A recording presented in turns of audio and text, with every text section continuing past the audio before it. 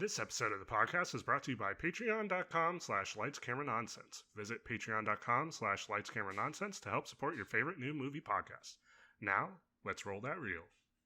Hi, I'm Nick from the podcast, and you are watching the edited down version of our Twitch stream over at twitch.tv/goodgooseinc, where you can watch the podcast being recorded live. Follow us over there so you can watch us live, or just watch us here at YouTube. Either way, follow us, like us, and we'll keep you entertained, I guess.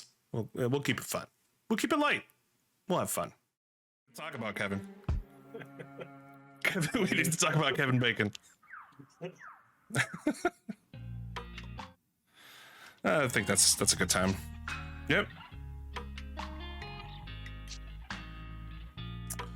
We are now live, Zach. Hello, everyone, and welcome to Lights, Camera, Nonsense, where we give you all the latest movie magic you may have missed. I'm Nick, nominated for Best Dressed. Oh, you are fancy. Oh, thank you. Thank you. Damn. Not actually nominated. Simmons. And I'm Zach. I'm something of a scientist myself, Smith. So you finally watched it, sir. I have finally joined everyone else. Aha. How do you feel? We'll get into it. Okay, all right, fair enough. It is nominated, so we will talk about it. And this is Lights, Camera, Nonsense, where we give you all the latest movie magic you may have missed. I believe I already covered most of that. Whoops. This could be a real rough episode, Zach, but it is episode 69.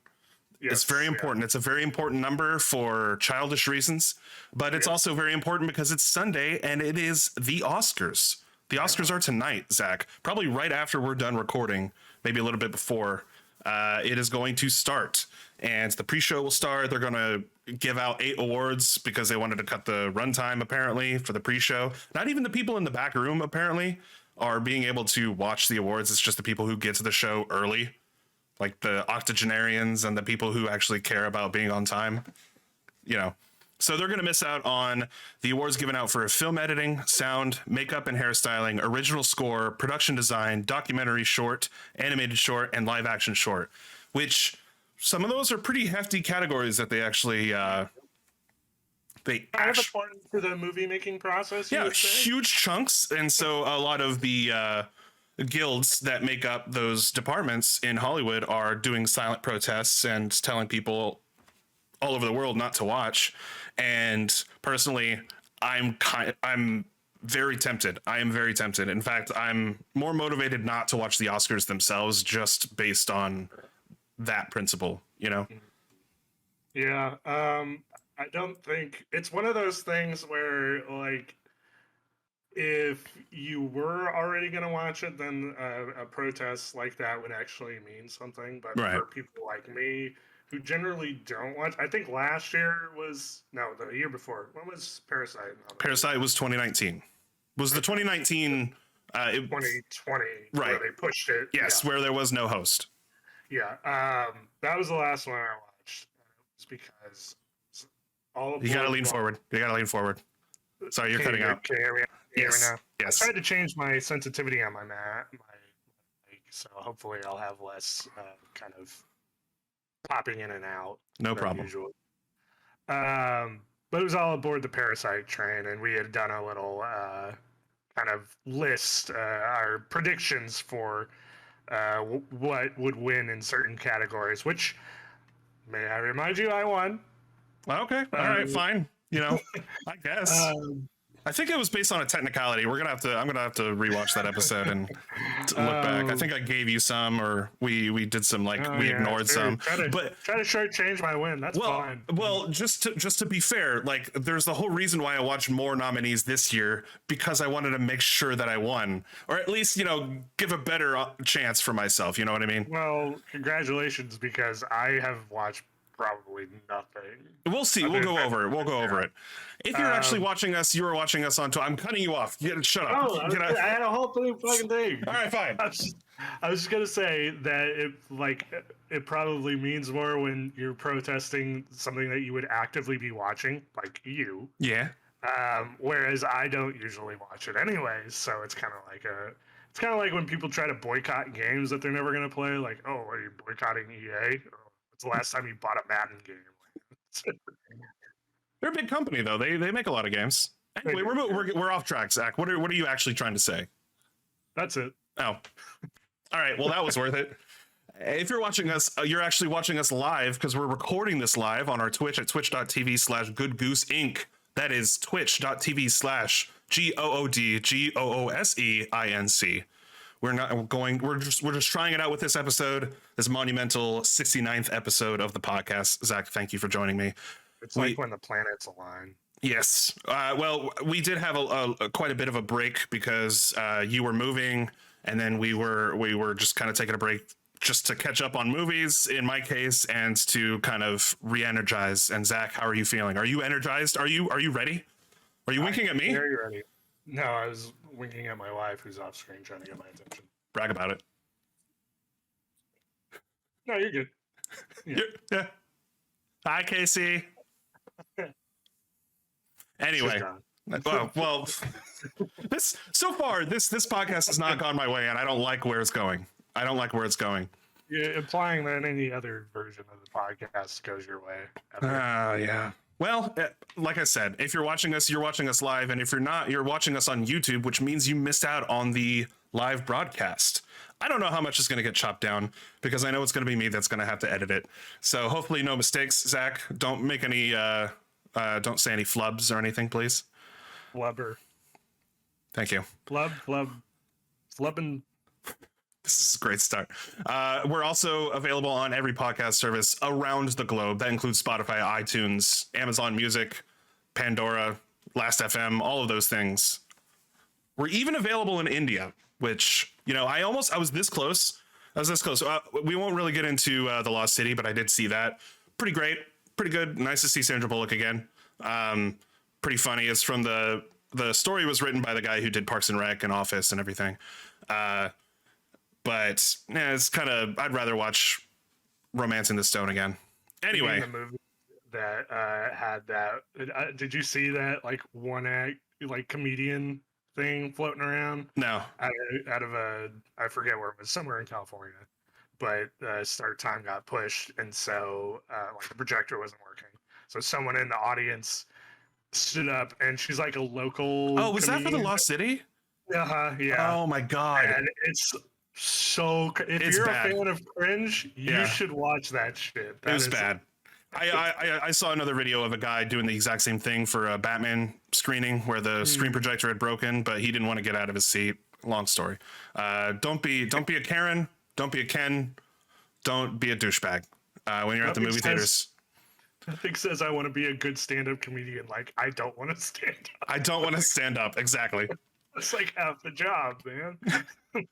So with all of that round up, let's just get into it, Zach. This is going to be a little bit longer of an episode, so let's just dive in. Zach, I need you to pull up on your phone the Oscar ballot that I sent you. Okay. Do you have it? Do you have your phone on you? Put your phone away. Come on, we're recording right now. I'm just kidding. Let's confused.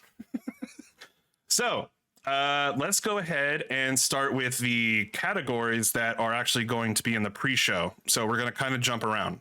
All right? Jump around. Jump. So with that, let's see if I can actually get this moved over. Hang on. Whoop. Let's jump into... Let's see if we got this. Did I get rid of it? I did not. So we got it right here. I have it on my screen. We are recording it. So the first category we will go through is film editing, Zach. Okay. And for the huge gaps in knowledge that you have, I will hopefully be able to help you out. Now, I did preface before recording several days ago that I had watched every nominee. That is actually not true. You're a liar. I thought that when I had sent that message that I would have. I missed out on several Fuck. several nominees. Yep. And unfortunately, I have failed you all. But let's just start with film editing. I keep procrastinating. Film editing is right here. So the nominees are Don't Look Up with Hank Corwin represented, Dune with Joe Walker represented, King Richard with Pamela Martin representing. The Power of the Dog with Peter Sciberras. Sciberras? Sciberras. Sciberras. For film editing. I just ruined that. And Tick Tick Boom is the final nominee with Myron Kirstein and Andrew Weisblum representing. So Don't Look Up, Dune, King Richard, The Power of the Dog, and Tick Tick Boom. Zach, have you watched any of these nominees? Yeah, those are certainly movies that have been watched by other people. Oh, okay. So I will say that just off the bat, I'll say I did not really like Don't Look Up. I think that it's I can't remember the director. Let's see. Wow.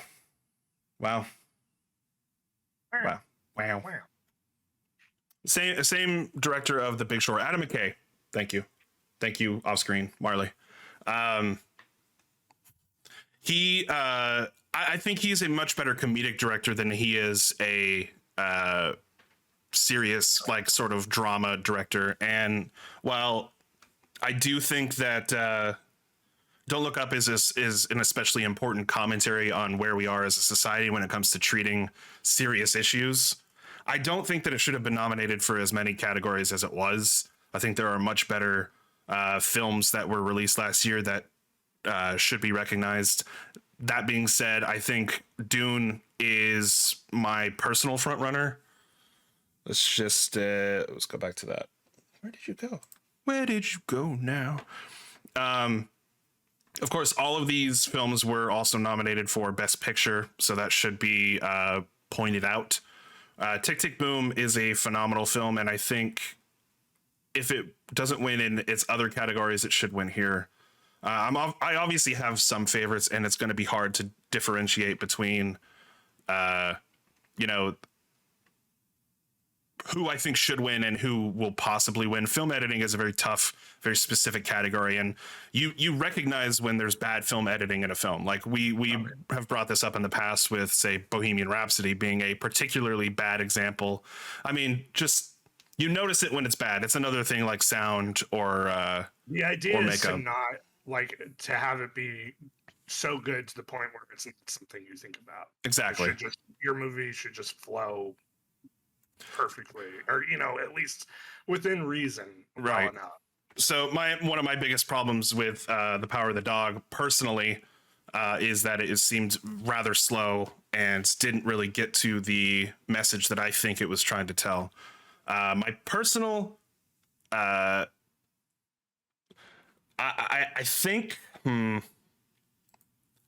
think the winner will be.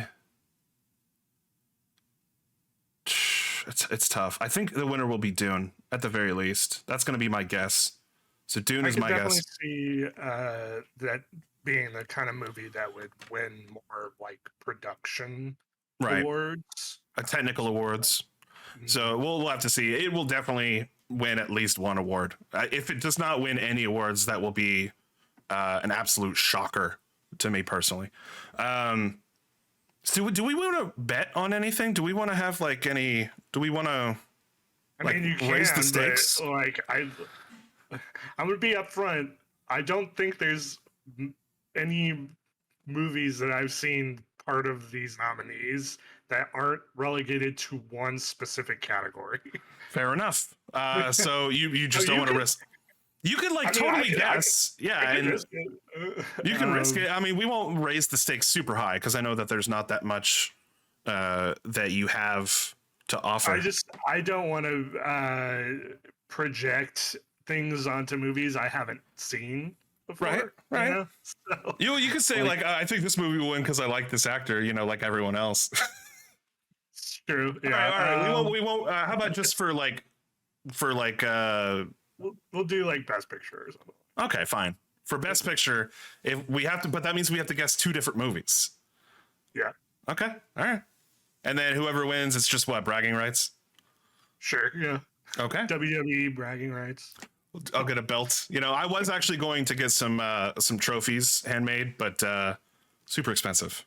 Super expensive. Yeah. Well, I mean, made out of plastic, but come on, let's not kid ourselves. That'll be next year. Next year we will award the annual nonsensies. We'll come up with better, the Goosies. The nonsensicals. Yeah, we'll see. We'll see. All right, let's move on to the next category. The next omitted category is sound.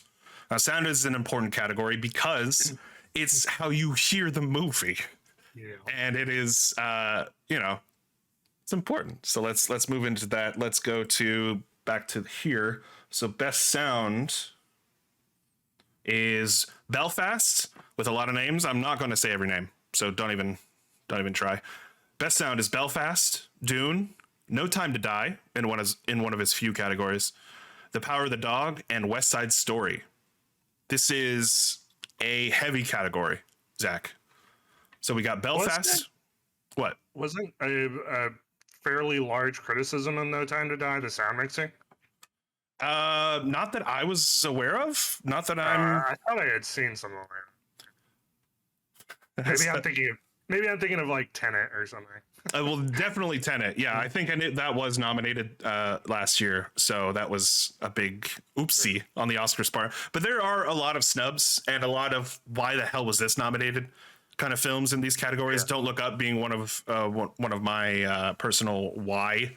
Why was this nominated and Spencer was only nominated for one category? A good category, but like, come on. What kind of gifts did Spencer bring? Not that kind of movie, and you would actually like Spencer. Yeah, I mean, I've heard good things. Spencer Breslin, you know. Yes, of course. Part of the ancient history of... That's a callback. You're just going to have to watch the podcast.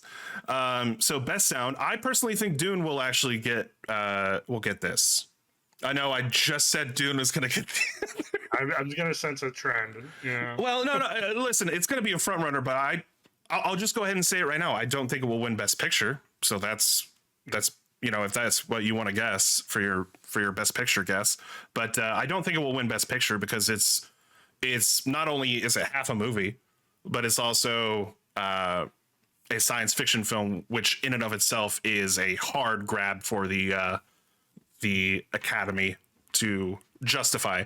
Rare films like Lord of the Rings being outliers. I know that's fantasy, but when it's not a dramatic, we've gone over the categories in previous years, where it has to be dramatic, it has to be based off a person, it has to be based off history of Hollywood or movies, or it has to be social commentary that's critical to that year, that kind of thing.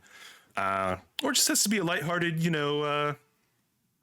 Miyazaki film like Spirited Away. Yeah. So best sound, my personal pick is going to be Dune. Actually, no. So the winner, not my personal pick of who I think should win, but who I think is going to win. West Side Story is kind of I don't want to say it's the dark horse or the outlier, right? Because it's a musical. So since it's a musical, so it's an easy... It's an easy guess. It's an easy guess. Yeah, it's an easy nominee for this category, but honestly, like Belfast doesn't make any sense to me, and Power of the Dog is kind of I don't think of the sound really because it's more about the actual acting itself. I'm gonna say Dune. That's my guess. So Dune is who I think will win. So we'll just go ahead and go with that. Next category, Zach, is makeup and hairstyling. Do you know of any makeup or hairstyling in any movies that you watched last year that was particularly noteworthy? Trying to think of the movies I watched. I can give you actually will have seen some of these movies, so we'll just go and go through it if you'd like. Yeah, let's okay. Roll. Let's roll. Coming to America. This is makeup and hairstyling. Coming to America. Cruella. Dune. The Eyes of Tammy Faye and House of Gucci. Why do you assume that I've seen any of those? Because I think you would have seen Cruella. Nope. Not Dune. Nope. You really failed me, Zach. I told you. You had an entire year to watch some of these. Okay, well, with the Cruella one, I was not interested. I've completely given up on any of the live action Disney movies being any good. That's fair, I guess.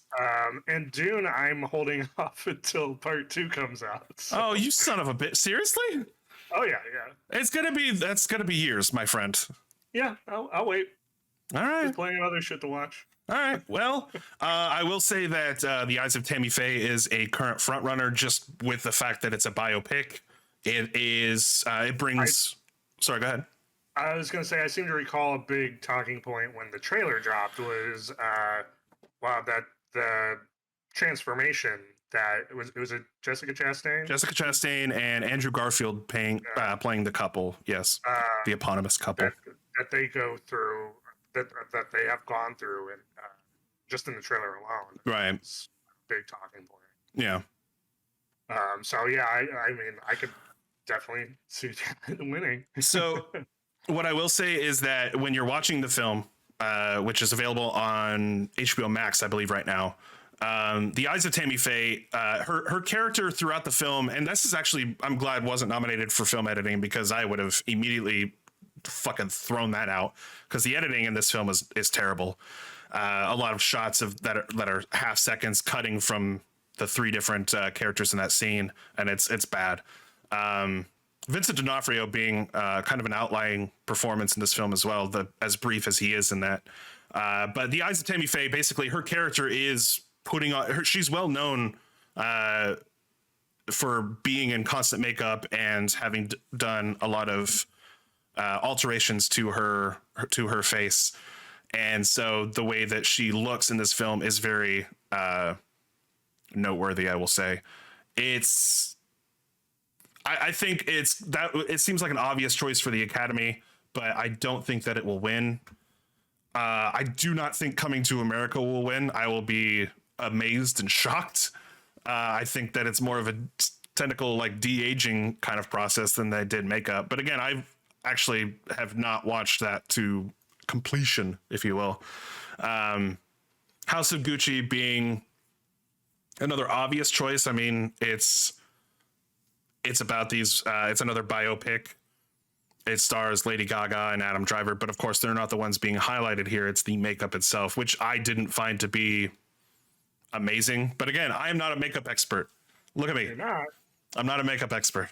I don't know. I don't know. So this is another total guess. Tell me that pale complexion of yours isn't a. Oh, okay, hold on. It's not good, and none of it's good. Just have to turn it down. Yeah, it's still pale. Anyway, my guess as to who will win, I think The Eyes of Tammy Faye is the front runner. So we'll just go ahead and highlight that. So that is the first. I don't know where I was going with that sentence. All right, so next category is original score. Zach, are you a fan of music? I love music. Oh, yeah. I love music. So would you say that there was any soundtracks that you had heard good things about? And this is before I read off the nominees. That I can think of now. Really? All right. Well, Don't Look Up. Do not remember a single song. Dune. I do remember several songs and have listened to the soundtrack. It's phenomenal and epic, and it's Hans Zimmer. It's Hans Zimmer, so it's again another easy nomination. Finally third. Encanto. Zach. Oh yeah. Okay. Encanto is for best original score, not soundtrack. You're right. But score. Yes. Okay. Just wanna emphasize that. And then Parallel Mothers, which is another nominee that unfortunately I literally had in my queue. I was going to watch about 2-3 days ago, and I could not. I ended up watching. Why did I watch The Lost City? And oh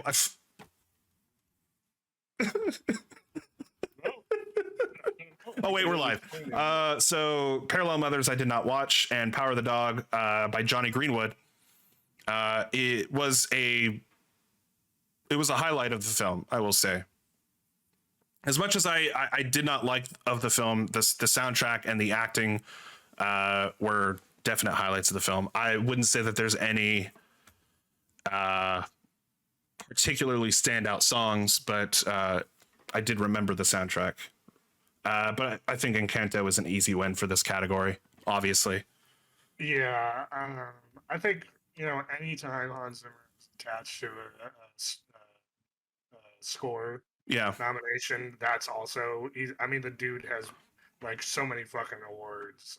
It's like he's a part of like so many famous scores, just even without awards. I it's well, and there is best song, which of course is here somewhere. I'm trying to find it. Best original song, but it's not for.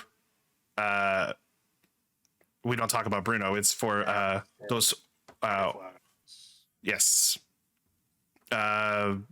But I do not remember that. It's still a good song. It's a good song. It's got a great soundtrack, and it's obviously still relevant to this day, even months after it's been released. But yeah, and if it doesn't win for best original score, it will win for best song, for sure. But yeah, that was our guess for best score. So let's do that. Now let's go. We're still in the categories that got cut. We'll do production design. Zach, what do you know about production design?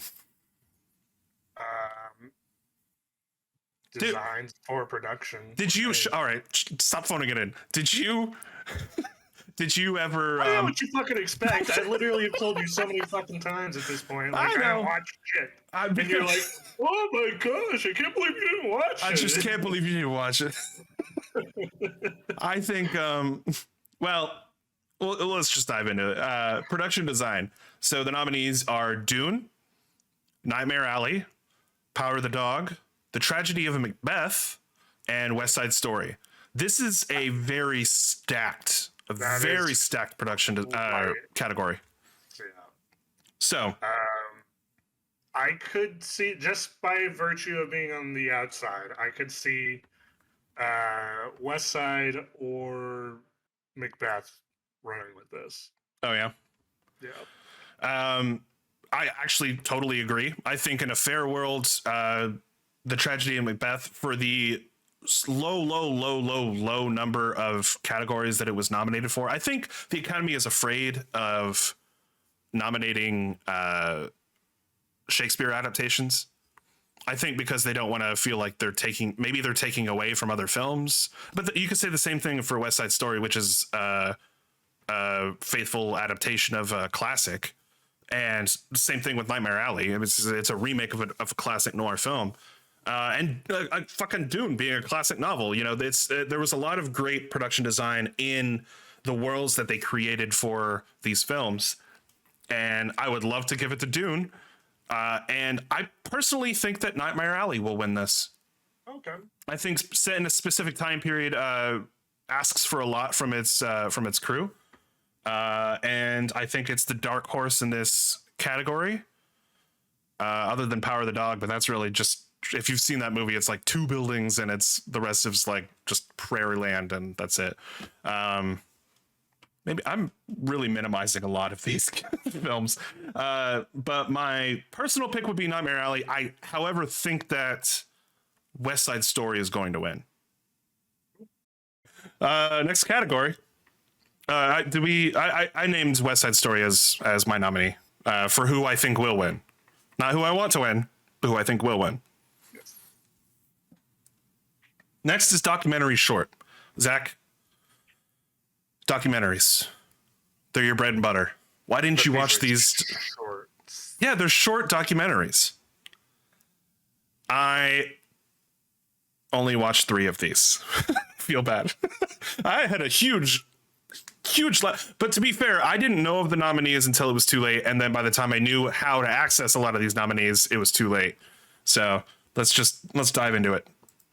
Okay. So first one is Audible, which is about a deaf basketball team trying to win their final homecoming game in their final senior year. Kind of covers the struggles that they have to deal with in their day-to-day lives being a deaf school and deaf students and deaf teenagers. It's far too short, I think, and you're going to find that I have a huge problem with the 3 movies that I watched being documentaries trying to be knowledgeable and shed a light on a lot of the problems or things that people have to deal with around the world, and they don't really give you an answer. They don't really try to like come up with a solution. And I know that's not like the point of documentaries. It's doing exactly what I just said. Especially with documentary shorts, those are kind of your intro. It was like a preliminary sort of thing to get into the bigger, like, overall picture of something. Right. And so that was my biggest issue with the three nominees that I did watch. So Audible was the one I had watched. Lead Me Home, which is about the homelessness issues that we are dealing with in America, at least, because it goes from Sacramento to Los Angeles, I believe, to Seattle and one other city. And it just kind of tells the story of several people who are homeless, who are having to deal with this on a day-to-day basis, how they got there, what they want to do about it. And it just kind of cuts short. It just kind of ends. And so that was another big issue that I had with it. But it still made me feel really bad. And it definitely incentivized me to not be homeless. So I guess, mission accomplished. I'm sure that was the mission statement for that. I'm not trying to poke fun at the subject matter. I'm just trying to say, like, it at the very least motivated me. Job well done, even if it wasn't intended. The third nominee is The Queen of Basketball, which I did not see, but I did hear good things about. I believe you can actually watch that online. And then Three Songs for Benazir, which is a very short documentary about a young teenager who is trying to make his family proud by joining the military and leaving his home. And this is in Afghanistan, I believe. No, I don't want to talk out my ass. It is overseas in the Middle East. And oh my gosh, I really should have written this information down. But he also doesn't want to leave his young wife, Benazir, after proposing to her. But he ends up not being able to due to his family's fear of being hunted by the Taliban.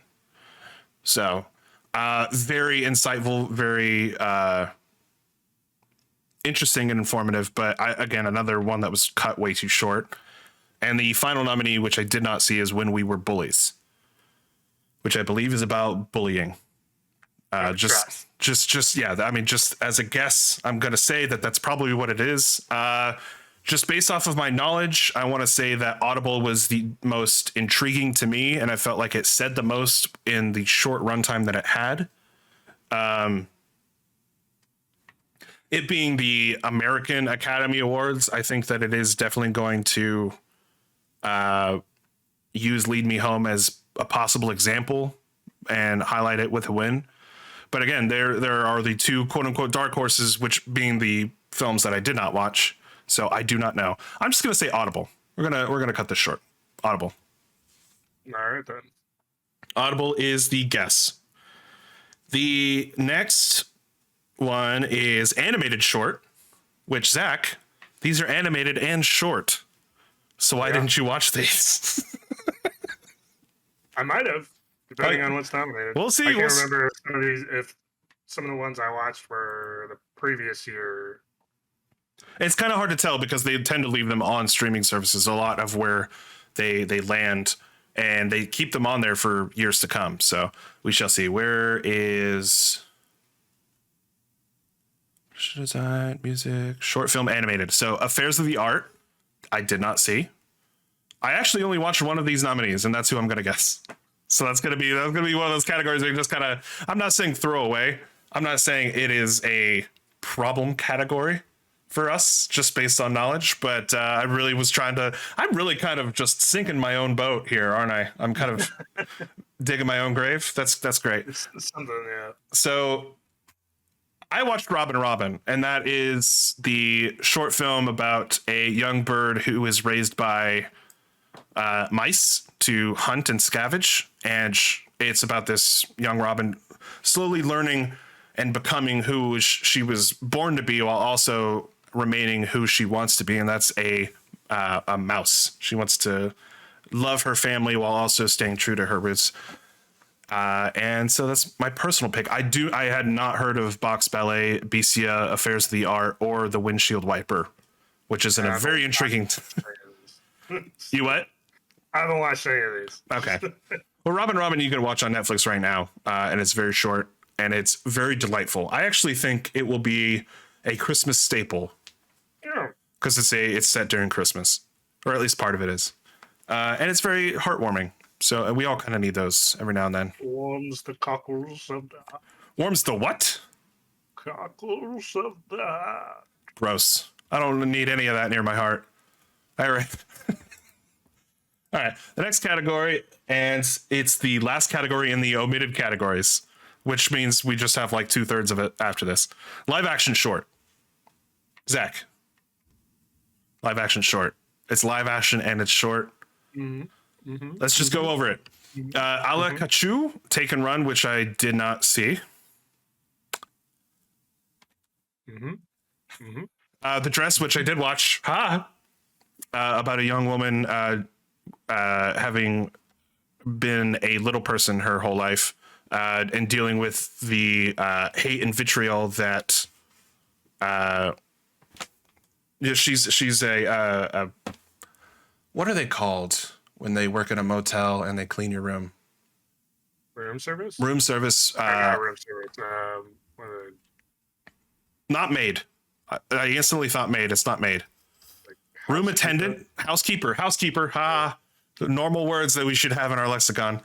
She's a housekeeper at a local motel, and she thinks that she might like this guy that she meets at a bar, but it turns out that there's still underlying hate. It's a very dark short story. The next nominee is The Long Goodbye, which I highly recommend you watch. Starring Riz Ahmed, and it's actually a companion short film to a new record that he just released, and it highlights a couple of his songs. And yeah, I'll just say that's going to be my guess for who I think should win. On My Mind is another nominee about an older man who wanders into a bar and requests to sing "Always on My Mind" by Elvis Presley and insists upon it. And you'll find yourself tearing up whether you like it or not. I will say that. It's a very everyone can basically kind of attach themselves to this story in one way or another, and it's very sad but also very heartwarming and very endearing. And then finally, Please Hold by KD Davila is a short film about a young man who in the near future gets arrested for no reason by a police drone and then gets automatically processed through the prison industrial complex and gets stuck in a cell even though he did nothing wrong. And it's all about him trying to figure out how he got there and how to get out. And basically they charge you every time you make a call and you can't make money and all that. It's a very eye-opening look at where we are as a society and where we could possibly go. It's a very Black Mirror esque type of episode. In fact, that's what it felt like, really. But my personal pick, who I think should win, or who I think will win, just based on popularity already, Riz Ahmed being a well-known and established actor. A lot of these films were Sound of Metal in the previous years. Yes. And actually all of these films, besides Please Hold, are foreign language as well, and made overseas. But I think him being an established actor and the fact that it is an associated piece with another piece of media, it might bring The Long Goodbye up to winner status, but we shall see. Honestly, they're all great short films from what I did see. I didn't watch the first nominee, but I think The Long Goodbye had the most powerful message. So hopefully if the Academy is correct, which how often would you say they are correct? Seldom. And that's being generous. I did not know. My roommate has just let me know that it is a Willie Nelson song. not Elvis Presley. I'm pretty sure. I don't know. He just gave me a screenshot of Willie Nelson with "Always on My Mind" lyrics next to it. So I assume that's what he's talking about. And I apologize. Moving on. Let's get to the categories that you may have a little bit more familiarity with. So let's go down to writing, original screenplay. Now we have another couple of nominees that are already nominated for several categories. And so, of course, this is going to be one of those, the big five awards that gets awarded tonight. Let's go with Belfast, written by Kenneth Branagh. Don't Look Up by Adam McKay and David Sirota. King Richard, written by Zach Baylin. Licorice Pizza, written by Paul Thomas Anderson, which is baffling to me. And The Worst Person in the World, written by Eskil Vogt and Joachim Trier. So, let's talk about Licorice Pizza for a second. If you're not aware, it is the notorious film that reached a lot of headlines when it was released in limited theaters, and then soon after in wide release, due to its very problematic main relationship. Well, there was the age difference in not only the actors but the characters themselves in the story, but also the fact that it highlights a lot of racist sort of stereotypes with some portrayals, some characters being overtly racist, and it's not commented on at all. It's not like it's supposed to be a funny scene, and it's not, and it's very squeamish for me personally. Like, it literally took me out of the movie for a good chunk of its runtime. That and the obvious age difference, the acting, who I do think that I believe it's Anaheim. It's one of the Haim sisters, and the late Philip Seymour Hoffman's son, who I'm now blanking on their names, and I feel really terrible. But the two main leads, for their first film ever, they turn in phenomenal performances. I do think there is some rough edges to their performances that I think that they will eventually, what is that? What is it? Yeah, right. Yeah, sand down. Sand down, basically. So with that being said, I with everything that I said before being said, I don't think Licorice Pizza should be nominated. I think there are much better written categories, or not categories, films. I did not see The Worst Person in the World. I literally had that queued up to watch last night, and I fell asleep because I'm an old man. King Richard is a phenomenal biopic. What? So it happens to the best of us. It does. We're old, which is apparently 30. King Richard, a phenomenal biopic that I think really will hopefully bring Will Smith his first Oscar. He deserves it after so many phenomenal. He's been nominated, Zach, but not won. Looking at your face. Don't Look Up, we have talked about before already. Feel like we covered it. Don't think it should win. I think it's a great commentary on all, blah, blah, blah, blah, blah. Don't think it should win. Belfast, again, I don't think should win. It's very Oscar baity, Zach. It's very Oscar baity. And I think it's a great, kind of Hallmark type of film. But I think the message gets diluted with, I don't know. It just seems like it almost seems like a College Humor parody of an Oscar nominated film or an Oscar nominee. But Too by the books is what you're saying. Right. I think the front runner for the category is Worst Person in the World. That's who I say will win, because I cannot see any standouts other than King Richard, who I think should win. Just based on the discourse alone, though, I wouldn't be surprised to see a bunch of people upset when Don't Look Up wins. Oh, for original screenplay? Yeah. I think for a movie that gets ad-libbed for a big chunk of it, like they highlight the ad-libbed scenes, I don't think that original screenplay should be what it is nominated for. I don't think Best Picture should be what it's nominated for, but we are slowly crawling our way to that. Zach, let's talk about visual effects, explosions, nudity. visual. Anyway, let's talk about. No words.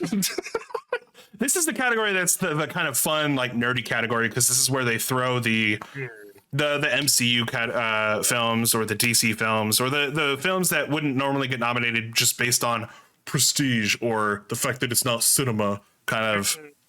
It's the category, one of the categories that they can throw in the popular movies. Right. All the Well, your movie got nominated, so normies. Yeah. This and makeup and hairstyling, hence why movies like Cruella, even though it's a very that works. Okay, I guess we're getting a sequel. This is where they would normally film. No, that already got made. Glenn Close. So the nominees for visual effects are Dune, Free Guy, what? No Time to Die. Again nominated, Shang-Chi and the Legend of the Ten Rings, and Spider-Man No Way Home. Now this is 2 comic book movies. 2 nominated for visual effects. Zach, you watched Spider-Man No Way Home.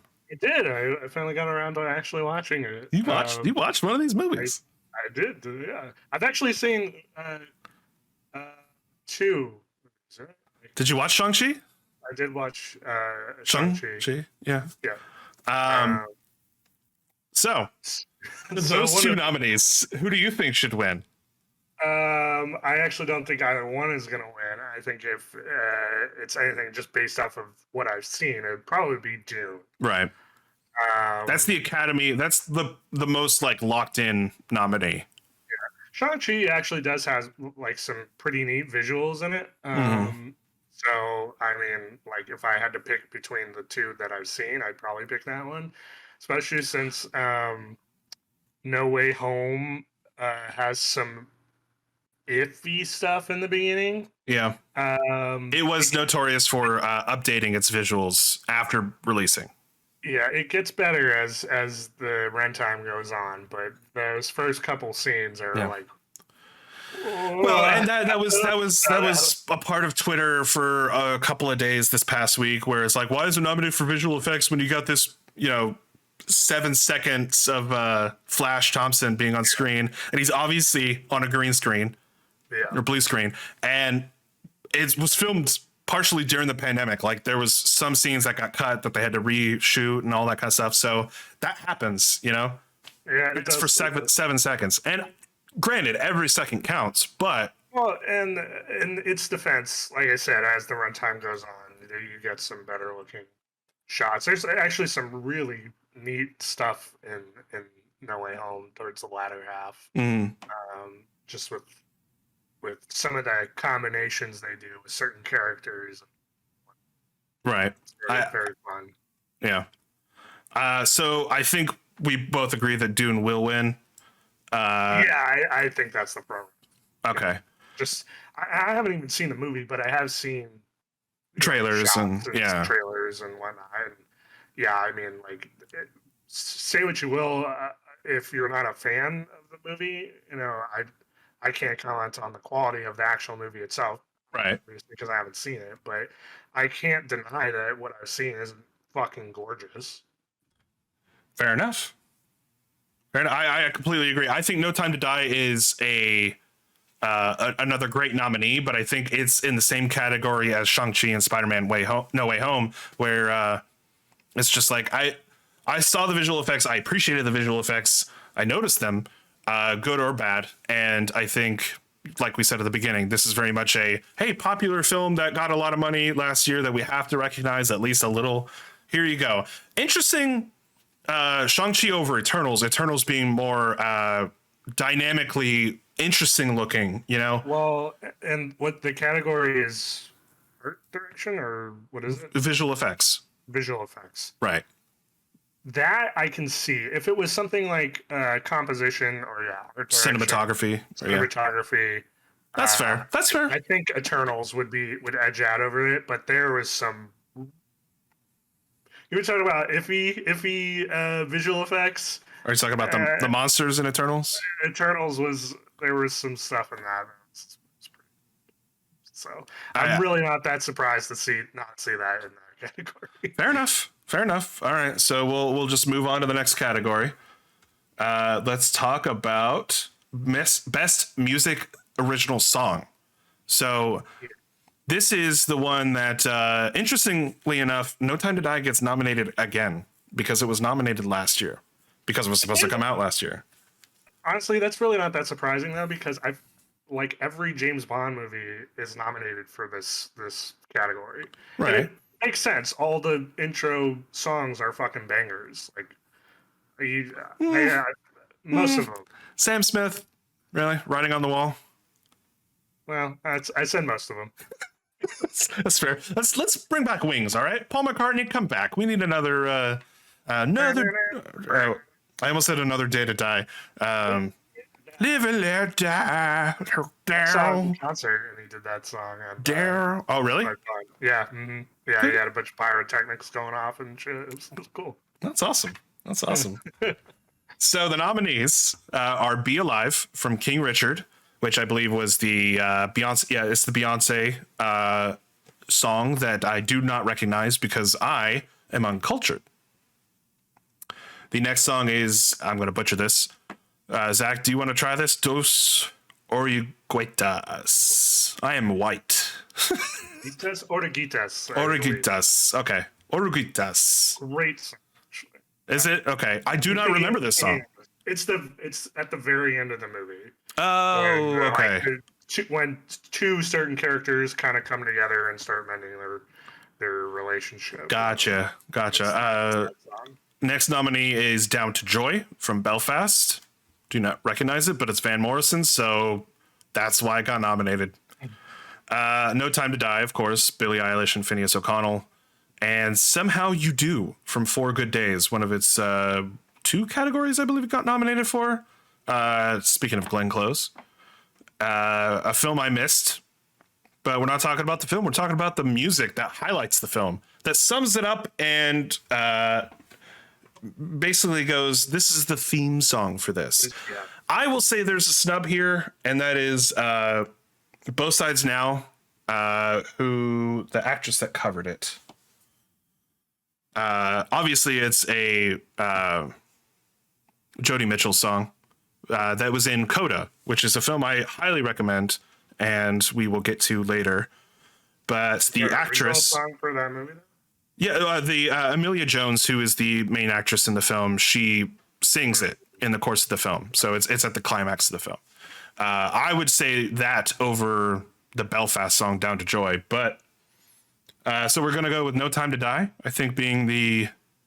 Yeah, you can go with that. I think Encanto still takes it. Oh, okay. Well, I think that I will agree with you. Dos Oruguetas. Again, I am white. Very white. Let me hear you say it again. Oruguitas. Oruguitas. Okay. I very much apologize. All right, we're going to skip over Best Picture because that's the last one, Zach. How dare you? And we are going to go with Best International Feature Film. Zach, I watched 3 of these. Fuck. Hey, look at you. I thought I watched 4 of them. I knew I missed out on Worst Person in the World, which is the frontrunner, because it's not nominated for Best Picture. Drive My Car is. But the nominees are Drive My Car, Flea, The Hand of God, Lunana, A Yak in the Classroom, fantastic title, and The Worst Person in the World. A lot of buzz for Worst Person in the World being the winner for this. I think Drive My Car, it's already nominated for Best Picture and Best Directing, several categories. I think that it will not win here, but it is the second place, very close guess for this. I think Hand of God, phenomenal film, very sad. It starts off as a very comedic, like lighthearted film, and then there is a very unexpected turn right smack dab in the middle, and you're just like, oh, I'm watching 2 movies together. But phenomenal. I highly recommend. That's on I believe Prime Video, could be wrong. Flea being a phenomenal documentary / animated film about a man trying to escape his home country and meet up with his family who have been able to escape before him, and it's very it interweaves its documentary with a type of nonfiction type of storytelling, and the art direction for that film is phenomenal. I'm glad it's recognized for several categories. Even though the worst person in the world is the front runner, but my personal pick would be Flea. I would say Flea over even Drive My Car, which is another phenomenal film. For those who instantly go international film, whatever, broaden your horizons, because there are fantastic stories being told all over the world, and it's not just about MCU superheroes. And look, hear me out. It's not just about superheroes, and it's not just about the latest James Bond film. It's not Fast and Furious. It's not explosions or whatever. There are more interesting stories out there that I think people should expose themselves to. Absolutely. Just saying. I know we say that like all the time.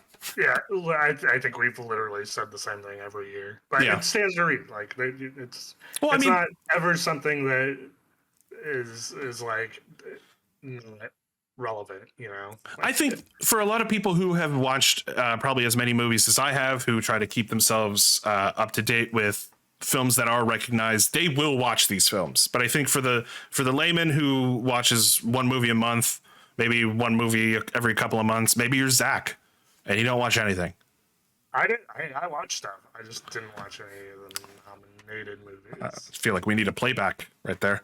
Frankly, as you'll see later on, a lot of my watching was very early in the nomination year, like back in November of last year. Fair enough. Is November early for you?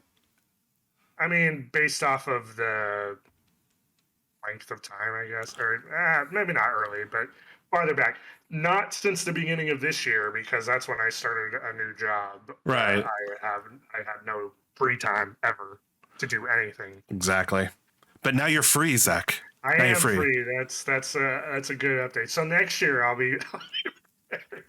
We'll see. It's a long way from now. It's ironic because we're at the very end of March. We're already like. We've already missed a huge chunk of the year already. You have to catch up, Zach. You have to catch up. Hurry up. So actually, we'll go to a category where you actually did watch something. So documentary feature. So we have Ascension, Attica, Flea, which I did mention before, Summer of Soul, or When the Revolution Could Not Be Televised, which I started, to be fair, but I did not finish. I feel bad. It was a great documentary. But it was just one of those films that I unfortunately started but did not finish. Zach, do you want to give a quick recap / highlight / appreciation for Summer of Soul? I've talked about it before, maybe a couple times actually. Summer of Soul is about this kind of up till now lost to time concert done in the middle of Harlem, I believe. Yeah. And it's got all these like important black artists, some of them very early in their careers, doing this concert for their community, and it goes into like the historical context of why this was kind of like lost to time up until Questlove, who's the director of the documentary, kind of dug it out of obscurity, as well as the stuff surrounding it. Like the same day was the moon landing. Mm-hmm. And you have people at that concert who, are already struggling, going like, what the fuck do I care when white guys on the moon when they can't take care of the people on Earth, like, right. So I'm pretty sure I said this last time I was talking about it. It is a documentary that, as the best documentaries tend to do, is important in a historical sense and as well as a current sense. Right. Where it threads the line between the two, and you can kind of view it as a history lesson as well as a lesson for today, unfortunately.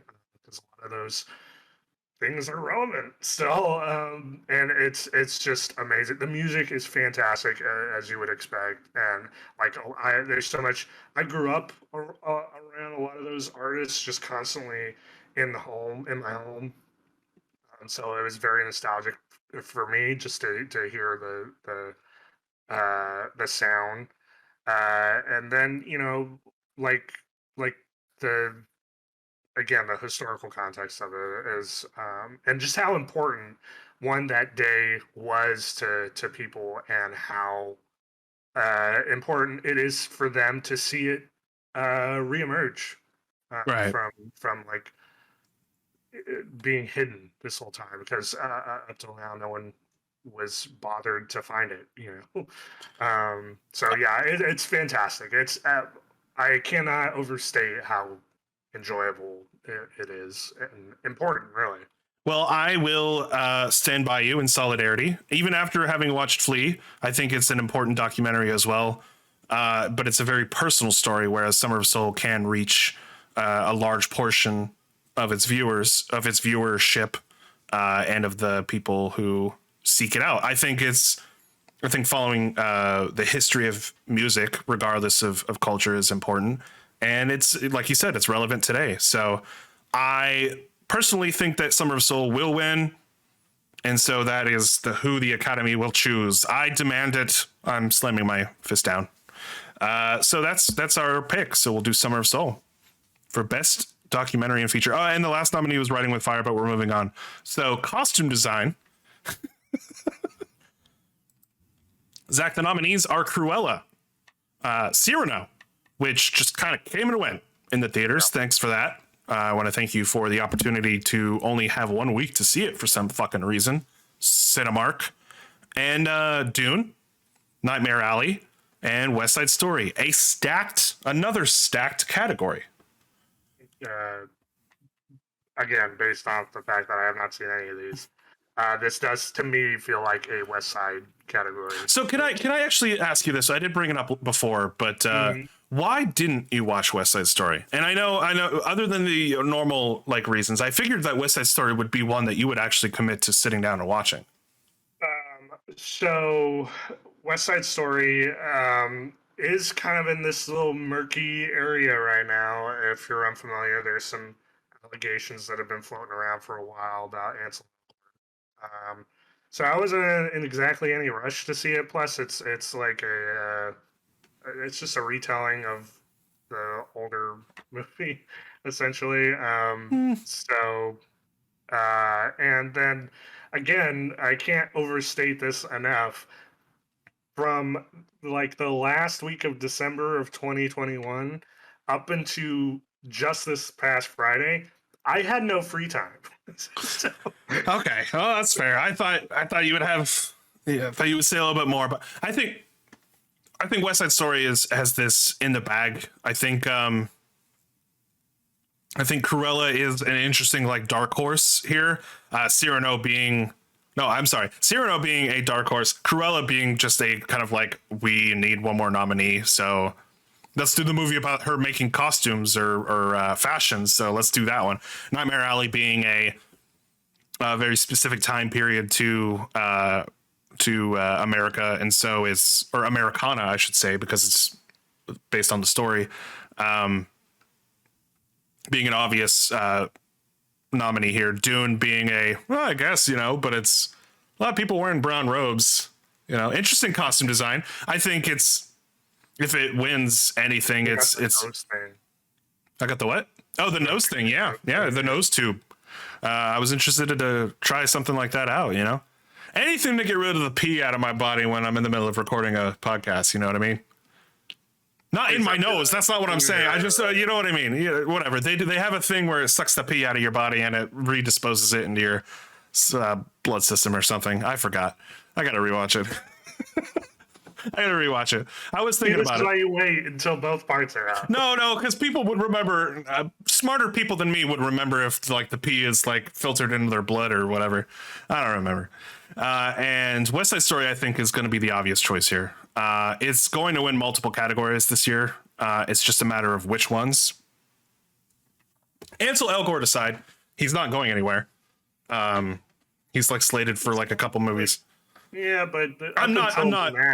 I'm not minimizing any of the allegations. Let's No, just no, be clear. I know. I'm just saying, up until West Side, he kind of had like a pretty, you know, large drought, and from what I understand, most of what he's being cast in at this point is much smaller scale. Fair enough. We shall. I honestly didn't focus all that much on him per se. I don't believe he's nominated. No. He is not. And I don't think he should be because he's not the highlight of the film. It's Ariana DeBose and Who was not? She was the one who was not invited to the Oscars, right? no, that is That was Rachel Ziegler. yes, Rachel Ziegler. She was not invited for some fucking reason, and people kept giving the excuse of, "Oh, there's only a certain number of seats because of they're still going by COVID-19 pandemic rules." Shut up! Shut up! Shut up! You just don't give them excuses. She's nominated, so she goes in the ceremony. You know, if she was doing this for like drama reasons, she wasn't. But anyway, that's this dumb, stupid, excuse-ridden. Hey, let's derive controversy from this so people will watch the Oscars. Did you know if there's any organization or body that deserves the benefit of the doubt? It's the Academy of Motion Picture Arts. Always known for zero controversy, that Academy. Anyway, let's go to the next category. Let's go to. We're going over the. I'm not saying lesser, but the smaller categories that aren't noted on as much. So we'll go to cinematography. So we got Dune, which I think will win. Nightmare Alley, Power of the Dog, which is a huge. Oh fuck! This category is again stacked, but that's because they keep using the same nominees in every category. It's not my fault. Nightmare Alley, The Power of the Dog, The Tragedy of Macbeth, and West Side Story. Personal choice. Can you call me? Yeah, Nicholas. Thank you. Whoa. Whoa. Well, if we're role playing and I'm the teacher, why would you call? I can teach you a few things. Oh, thank you. Yeah, so I personally think that The Tragedy of Macbeth is my personal choice. That's my personal choice. That's what I think should win. If you have seen the film, you would go, holy shit, this is a Coen, not Coen brothers. It's just Joel Coen. But it's Joel Coen of the Coen brothers film, you know, and it's Frances McDormand, Denzel Washington, phenomenal cast. I personally think should win because it's very dynamic and it stands out among these other nominees. I think Power of the Dog is a visually stunning film, but there were only a couple of shots in that film that really stood out to me. Other than that, it felt like every other Western, which I know it isn't. Nightmare Alley being, of course, beautiful.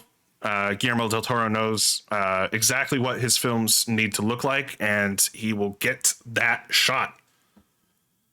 West Side Story, we've talked about. It's Steven Spielberg.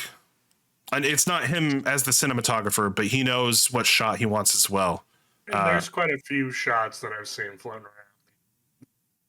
Oh, look at this tracking shot. Yeah, you know, it's impressive. There's impressive shots. It, like I said, this whole category is very, very tough. I would give the odds to Dune. I personally think it will win. So that is what this being one of the few categories that I can once again sort of lay on, just in terms of seeing ancillary shots or trailers, the like. Obviously, you know, trailers are going to always put their best foot forward, but you know, you see enough of something kind of floating around Twitter, and you're like, okay, I can see what the discussion of this is at the moment. So based off of that, I actually would give this as a Macbeth win. Oh, really? You think this is going to be, at the very least, it's one win? I don't know why.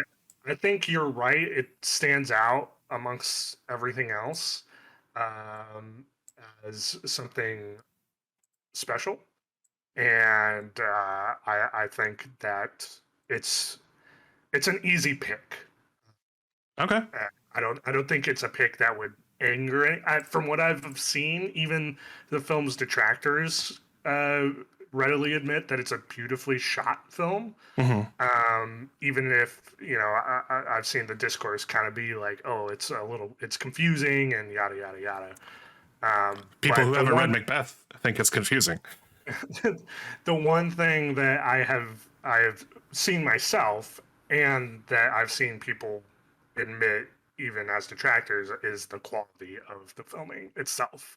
Right. So yeah, I definitely think that's in my less informed opinion. It's an opinion. I actually get to talk to you about something. That's Yeah. awesome. It's in a category where we could talk about this. Yeah, no. All right, then we could both agree, and that's why I highlighted. I think Tragedy of Macbeth is not a dark horse. I think it's a front runner for this category, and honestly, not nominated for enough. But let's dive into that. Animated feature film, Zach. Hey, here we are. Here we are in the category of that's your bread and butter. So here are the nominees: Encanto, Flea, Luca, The Mitchells versus the Machines, hell yeah, and Raya and the Last Dragon. Interesting. So in years past, I would probably readily say that there's no way in hell Mitchell's will win.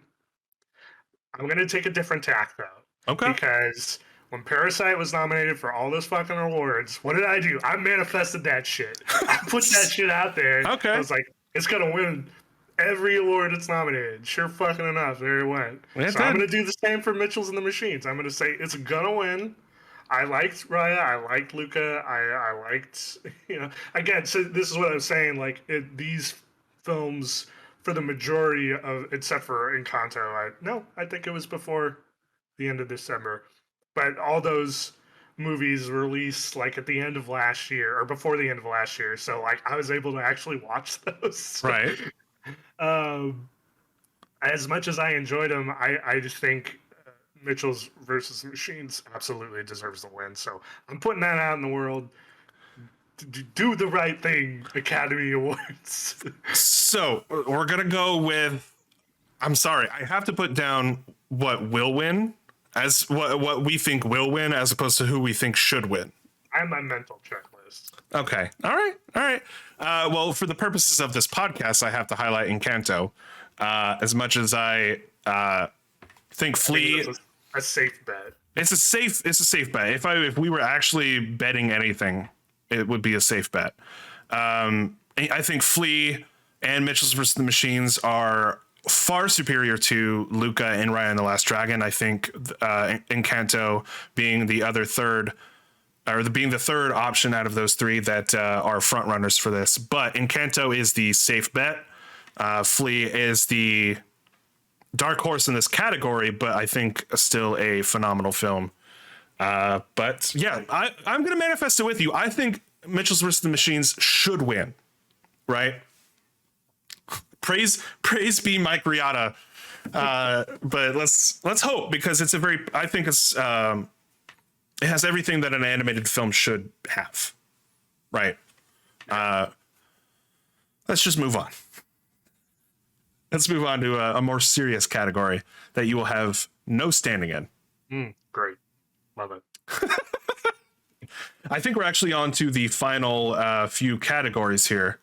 So we have remaining directing, actress in a leading role, actress in a supporting role, actor in a leading role, actor in a supporting role, and best picture. I believe that's all we have left. Yes. So, Zach, let's go with actress first, shall we? Okay. You love your actresses. Jessica Chastain for The Eyes of Tammy Faye. Olivia Colman for The Lost Daughter, which should have been nominated over several movies as well. I think Lost Daughter is fantastic. That's Maggie Gyllenhaal in her directorial debut, and it's great. You can watch it on Netflix now.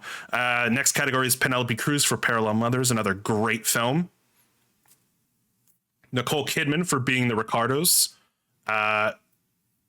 that was the controversial film where they were like, why Nicole Kidman? She actually does a fantastic job. I have to point that out. I don't think the controversy around that. I mean, I don't know about the nomination. Like controversy, just being that like there. I can never remember her name from Will and Grace. Deborah Messing. Deborah Messing is a better impersonator of Lucille Ball. Thank you. Sorry, I feel bad. I was like Lucy Balls. Anyway, I think Nicole Kidman turned in a absolutely serviceable performance. Kristen Stewart for Spencer in, I believe, the only category it's nominated for, which is absolutely ridiculous. And my personal choice for who should win. However, who I think will win, it's tough. This is a tough category because it's another stacked cast. I don't think Jessica Chastain put in her best performance for Tammy Faye. I think it's a great film. But I don't really. I feel like she's done better in the past, and I think out of all of the nominees in this category, she is just above Penelope Cruz and Parallel Mothers. I think Olivia Colman will win this for Lost Daughter. I think Kristen Stewart should win, but Olivia Colman will definitely, unfortunately, snub her nomination here. Highly recommend all of these films. They're all on streaming. I believe you probably have to rent Parallel Mothers right now, but you can find all of these on HBO Max, Netflix, the like. Actress in a supporting role. Jessie Buckley for The Lost Daughter. Fantastic. Ariana DeBose, for West Side Story. Judi Dench. Wow. It might be DuBois. Oh, there's no I, so I don't want to assume.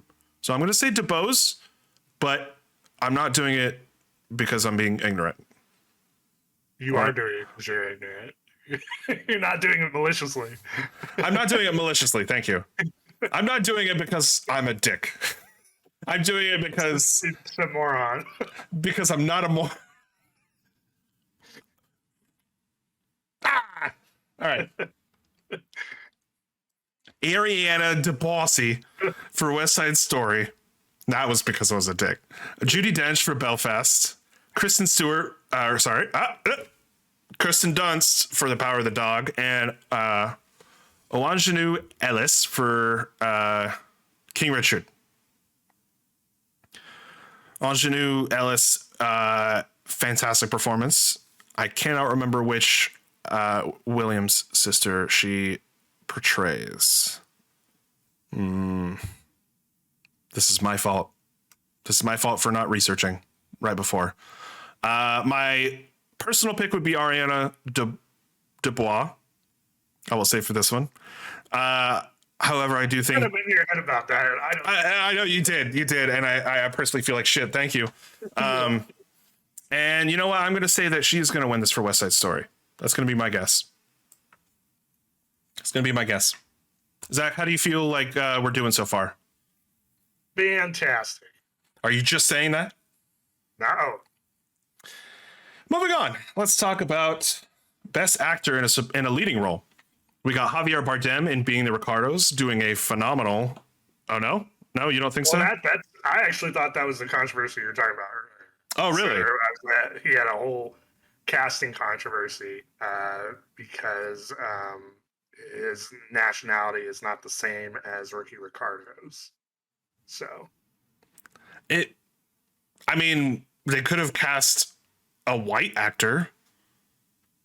Well, that's a no. I'm saying like, they could have literally done far worse than Javier Bardem as an actor. And I'm gonna step away from this before I dig a bigger grave. But I don't think that, like, if you watch the film, he delivers a great performance. So I don't know what I'm arguing. Anyway, let's move on.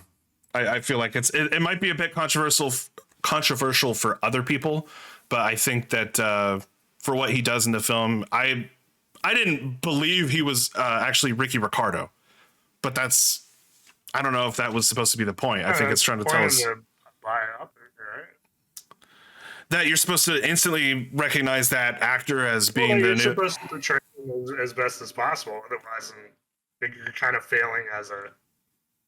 Okay, fair enough. No, you know what? That's fair. That's fair. I don't know what I'm talking on my ass. Denzel Washington isn't Macbeth, but in that he's not Shakespeare, sure. Yeah, in that he's not Shakespeare. Andrew Garfield should win and is going to win. No, Benedict Cumberbatch is going to win. Andrew Garfield should win, and Will Smith should win. Will Smith should win his nomination. You know, only one person can win, right? They're all going to win. They're all going to win, Zach. They're all going to win. I think everyone nominated should win. let's just go with that. Actor in a supporting role. Ciarán Hinds for Belfast. We got Troy Kotsur for Coda. Jesse Plemons for The Power of the Dog. J.K. Simmons for Being the Ricardos. And Cody Smith-McPhee for The Power of the Dog. 2 nominations in the same film. This is tough. Because there are a lot of standouts. I think Troy Kotsur should win, playing the deaf father in Coda. He delivers a fantastic, hilarious performance, but yeah, it's going to be tough. I think Cody Smith-McPhee will actually win. I think this is where The Power of the Dog is going to start sweeping the major categories, and we will see it. Take it away. You know what I mean? Take it away. Take it away. So let's move on to Best Directing. Zach. Belfast. Drive My Car. Licorice Pizza. The Power of the Dog. And West Side Story. You did not watch any of these, so you have no reference. No. But I know who Steven Spielberg is. You know who Steven Spielberg is. Okay. Do you think he will take it away from the other frontrunners for this category? I don't. You don't think Steven Spielberg will win for this? No. Interesting. This is another loaded, heavy category. Can I just say, like, a lot of my obviously because I am woefully unprepared and uninformed about almost all of these. I'm approaching this very much like professional wrestling booking. Okay. And in my mind, I look at that list and go, does Steven Spielberg need it? I don't think he does it. Does he need a push? I don't think he does it. No, he doesn't do it not only because he doesn't need the push. Like, people instantly go, oh, Spielberg. Yeah, Spielberg's going to win because it's Spielberg. Fucking Spielberg. But Spielberg doesn't do it for the awards. He literally... No, that's not what I'm saying. I'm saying, like, in this realm of, like, the only way for me to opine about it is based off of this weird feeling I get where I'm like, is Steven Spielberg kind of like Roman Reigns? Is he kind of like John Cena? Interesting. All right. Well, is the Academy Awards like Vincent Kennedy McMahon, that he's pushing people that I mean, he's not want? He was one of the directors that was just like Marvel isn't cinema kind of thing. That was Scorsese. And Are you asking me, is Vince no, McMahon? I'm saying Spielberg, one of the directors who was just like Marvel isn't cinema. And I don't think so. That would be wild. That would be petty as shit. I don't think he cares. It's one thing for someone like Scorsese to say that shit because he's like always kind of been of the tour and stuff like that. Right. Spielberg is like the father of the blockbuster. There's no fucking way. Like, he doesn't care. You know what? What's below me is a summer movie. I don't care. Jurassic Park was like one of the worst things I've ever put on film. I don't very much care for this Spider-Man fella. No, I don't. I agree. I don't think he cares, and honestly, he's above it all. But we'll see. You know, there's always tomorrow. So anyway, best directing. Belfast, Drive My Car, Licorice Pizza, Power of the Dog, and West Side Story. So, if Licorice Pizza wins Best Directing, give me a punishment. You'll eat a licorice pizza. I will eat a licorice pizza. I will stand by this. If it wins Best Directing, or it wasn't nominated for Best Picture, I don't think. No, it wasn't. Yes, it was. Okay, so if it wins Best Directing or Best Picture, I will eat a licorice pizza. Like just sauce, cheese, and Twizzlers. No red vines. I'm sorry. I'm sorry. I think I'll do Twizzlers. Yeah, I will have my Russian roommate make it for me. My supermodel roommate. So I don't think it will win. However, we're not going with who we think it will win or who we think will win just based on what it is. I think Drive My Car is up there, but if a movie wins for Best Directing, there is a very good chance it will win for Best Picture. And Drive My Car is a dark horse in that category. I don't want to give it to Belfast either. Belfast, I think Power of the Dog is going to win again for this category. I think it's an easy win.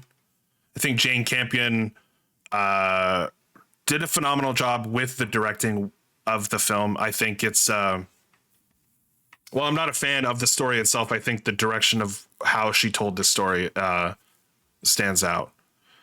He was the director that made the regrettable comment, so to speak, right? Yes. Yeah. Yeah. Well, listen, I'm not on the side of Sam Elliott. Yeah. Well, what a weird like nobody asked moment. Yeah, it's nobody asked anyone any of this shit. And the people who were interviewing these actors or directors about the stupid, like, what do you think of Spider-Man or what do you think of the comic book movies that are taking over the box office? Nobody cares. Nobody should, like, you're doing this for a bite, and you are, but like, get over yourself, all right? Yeah, I think that's yeah. Absolutely. Get over yourself, everyone involved. I mean, the directors, I mean, the actors, just everyone get over yourself. Nick, get over yourself. Zach, I'm pointing the wrong way. Get over yourself. All right. I'm over it. Thank you. Let's go on to the final category, Zach. I know you're tired. You're done. You're done. You're sick of it. Zach, the nominees for Best Picture: Belfast, Coda, Don't Look Up. Hold on. All right, we'll go back to the list. I just wanted to make sure that you saw me shaking my head. Drive My Car, Dune, King Richard, Licorice Pizza. Yeah, I said that incorrectly on purpose. Nightmare Alley, The Power of the Dog, and West Side Story. These are all the nominees that were nominated for every other category that decided to just shoost out or shush away or just absolutely brush aside all of the other phenomenal films that were nominated. Let's just go ahead and get rid of some of the fucking stupid ass nominees. Let's just get rid of all the dumbass ones that have no chance. So, Dune, I would be absolutely astounded. If Dune wins Best Picture, I will eat sand. I was gonna say, like dig a hole in the sand. I will eat. I will not actually eat sand because that is dangerous and unhealthy. And I don't know. We'll come up with something. We'll eat solid sand. So it's glass. That's just glass. I'll watch the movie Glass again. Oh God, that's worse. That's just terrible. It's worse than eating glass. Actual glass. I think Belfast. Nah. I honestly was surprised at how many categories it was nominated in. Like I said, it's a very Oscar pick me kind of film for it to be nominated. You know it when you see it. It's like pornography. Yeah, you know it when you see it. I think Nightmare Alley stands a better chance, but I don't think it will win because, well, it's set during a very specific period of Americana and it's based off of a classic film noir film. I think it is simply nominated because Guillermo del Toro's past wins and his pedigree in the Academy so far. Phenomenal film still. I'm not saying it. I'm just saying it's one of his films that I don't love as much as his past works. I would rather watch Shape of Water again than Nightmare Alley. I came out of the theater going, that was a film. That was okay. West Side Story being kind of a dark horse. What are you doing? You karate? I'm just karate chopping my chin here. Okay. Just making sure. West Side Story being West Side Story, we've already talked most of these movies to death. I think King Richard stands a good chance, but it is probably one of the lesser known films in this category, as opposed to Drive My Car, and Drive My Car being both up there with phenomenally directed, performed, shot, just overall performing films. But I don't think it will win. I think the two frontrunners are Power of the Dog and Coda. Coda being the biggest upset in quite a while at the Producers Guild Awards not that long ago, winning Best Picture and being a good indicator of its chances at the Academy Awards. The awards season, of course, leading up to this, we got several wins from several pictures already, Power of the Dog being one of them. But my personal pick for who I think should win, I enjoyed out of all of these the most, other than Dune. But I think because it's an incomplete film, it's my personal preference, I think Coda should win. It's heartwarming. It tells a story of adversity. It highlights a personal message, and I think it should win. But I think Power of the Dog is going to win Best Picture. But if Power of the Dog wins Best Picture, I will eat a whole dog. No, I'm just. Could have gone with I'll get a dog. I'll pet a dog. I don't think Molly would appreciate that. I'm looking at him. He's shaking his head now. Did you know cats can shake their head now? Yeah, I did actually. Yeah. All right. Well, the fuck was that? I taught them all that. So we'll just go down the who are Pixar. Huh?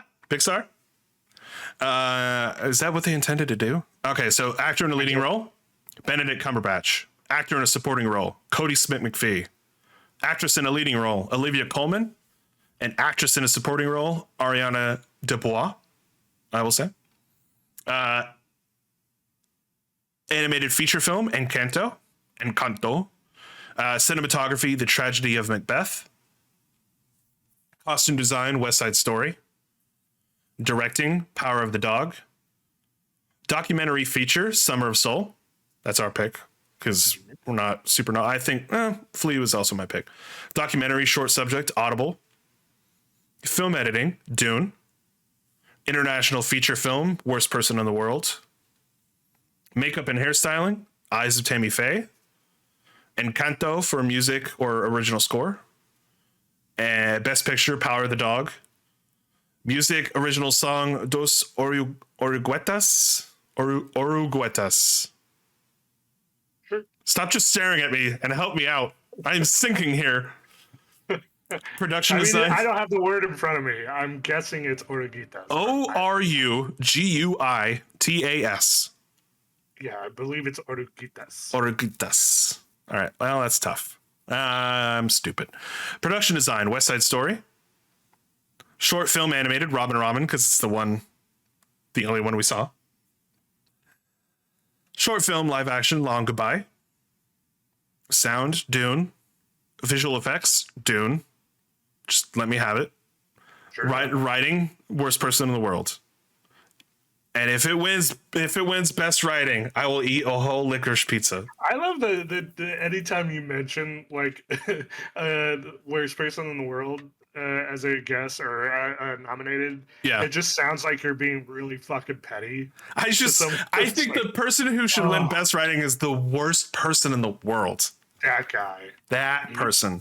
So much. I feel like I let myself down by not having watched this movie before our podcast episode, right now. I do plan on watching it very, very soon. But like I said, I don't know. I'm disappointed in myself.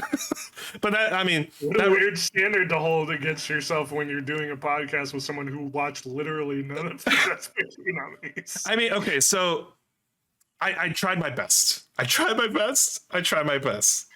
But those are our picks for who we think will win for the Oscars later on tonight, actually in just a little while. Zach, how many do you think we will win? I'm gonna go with a solid 60% of it. 60%. I don't know how many that is. Give me a number. How many awards total? How many awards do you think we guessed correctly? No, but how many awards are there in total? 1, 2, 3, 4, 5, 6, 7, 8, 9, 10, 11, 12, 13, 14, 15, 16, 17, 18, 19, 20, 21, 22. 22. Okay, I'm gonna go with 12. You think we're going to get 12 out of 22 correctly? Yeah. At least 50%? Just a little over 50%. Little over 50%. You know what? I think our odds are good. If we are just totally off, I will eat a whole licorice pizza. All right? You've now come up with like 3 reasons to eat a licorice Maybe I pizza. just kind of want to eat a licorice pizza. Yeah, I think you're just curious at this point. You know what an actual licorice pizza is, right? You know what that's actually from? I don't. It's an LP. That's what they used to call them. Oh. Yeah, you get it. It looks like licorice, long, round, black, stringy thing. I do not know that. Yeah, that's what they colloquially called LPs or licorice pizzas. The more you know. Yeah. See, if you had watched the movie, you would have figured that out. But I'm sorry we let you down. You know. But how many guesses? What did you pick for best actress, best actor, best picture, or best directing? Let us know. Tell us what you thought. We are. This is a wrap up, by the way. Tell us what you thought of this. What you think we're missing. What you think we did right. What you think we did wrong. This is our first try at doing this live. Zach, thank you so much for showing up. Thank you for coming to the Oscars with us. We're here. Look at us in the background. Yeah, that's definitely what the Oscars looks like. Yeah. The pageantry of it all. Yeah, well, it's also very quiet. But thank you so much for watching. This is episode 69. I can't wait for us to reach the milestone of 70 episodes, Zach. Yeah, I know. That's right around the corner. Not as childish as 69. Can't wait to get to 420. We'll see how many years that takes us. Thanks for tuning in. I have an outro. We have an outro. Hold on. I'm just fucking everything up, Zach. Why do we keep fucking doing this? What is the point of all this? You know, this is generally why we don't do it live. Yeah, this is also, this would normally all be cut out and everything. This is great. But this has been Lights, Camera, Nonsense, keeping you updated despite our best efforts. Make sure to tune in every week for all the latest news, reviews, and what else, Zach? Yep. Thanks for tuning in, and we will see you next time. Bye.